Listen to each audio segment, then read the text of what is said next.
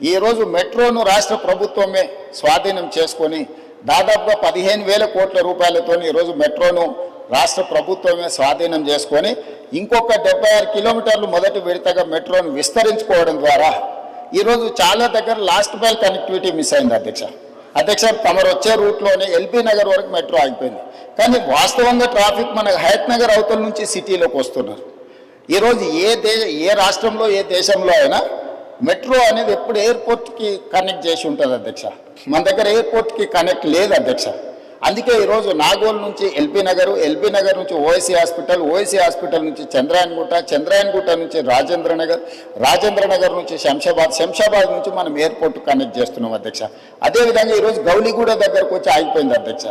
Old సిటీలో ఎప్పుడు metro విస్తరించాలని ఆనాటి ప్రభుత్వం మంజూరు చేసిన తర్వాత తెలంగాణ రాష్ట్రంలో పనులు ముందుకు జరగలేదు. అందుకే ఈరోజు గౌలిగూడ నుంచి ఫలక్నామా నుంచి చంద్రాయన్గుట్ట జంక్షన్కి ఈరోజు మెట్రో కనెక్ట్ చేస్తున్నాం. ఐటీ పరిశ్రమలు ఉన్న ప్రాంతం రాయదుర్గం వరకు మెట్రో వచ్చింది. కానీ ఫైనాన్షియల్ డిస్ట్రిక్ట్ అదేవిధంగా నియోపోలిస్లో ఈరోజు లక్షలాది మంది ఐటీ ఉద్యోగులు పనిచేస్తున్నారు. దాన్ని అక్కడికి పొడిగించడానికి ఈరోజు చందానగర్ వరకు ఆగిపోయింది అధ్యక్ష. వాస్తవంగా బిహెచ్ఎల్ రామచంద్రాపురం నుంచి అత్యధికంగా జనాలు మనకి ఈ వైపు ప్రయాణం చేస్తున్నారు అధ్యక్ష. ఇట్లా ప్రతి దగ్గర లాస్ట్ మైల్ కనెక్టివిటీ ఎక్కడెక్కడైతే లేదో ఈరోజు ఆ లాస్ట్ మైల్ కనెక్టివిటీని విస్తరణ రెండవ విడత కింద ఈరోజు మెట్రోను విస్తరించడం ద్వారా ఈ ప్రాంతంలో నివసించే ప్రతి వాళ్లకు విద్యార్థులకు కావచ్చు, ఉద్యోగస్తులకు కావచ్చు, ఈ ప్రాంత ప్రజలకు 76 కిలోమీటర్లు 24,000 కోట్ల రూపాయలతో నిర్మాణం చేయడానికి అన్ని ప్రతిపాదనలు సిద్ధమైనాయి.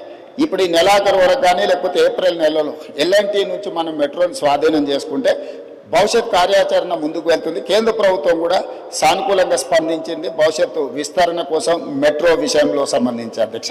అదేవిధంగా ఎలివేటెడ్ కారిడార్స్ 2023 డిసెంబర్ 7న మనం బాధ్యత తీసుకున్న తర్వాత కేంద్ర ప్రభుత్వంతో చర్చించి ఒక సానుకూలమైన వాతావరణంలో దాదాపుగా 153 ఎకరాలు ఇటు షామీర్పేట వైపు అటు మేడ్చల్ వైపు ఎలివేటెడ్ కారిడార్ కట్టడానికి అవసరమైన రోడ్ల విస్తరణ కోసము భూసేకరణకు కేంద్ర ప్రభుత్వాన్ని ఒప్పించి ఈరోజు డిఫెన్స్కు జవహర్ నగర్లో వాళ్ళ ఫైరింగ్ రేంజ్ కోసం దానికి భూమికి బదులు భూమి ఇచ్చి ఈరోజు విస్తరణ కోసం ఒప్పించిన పనులు వేగంగా జరుగుతున్నాయి అధ్యక్ష.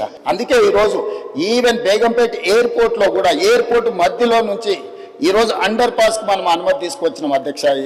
ఎయిర్పోర్ట్ అథారిటీ ఆఫ్ ఇండియా నుంచి దేశంలో ఎక్కడ కూడా పైన విమానాలు ఎగురుతుంటే ఎయిర్పోర్ట్ రన్వే కింద నుంచి రోడ్ ఎక్కడ లేదు అధ్యక్ష.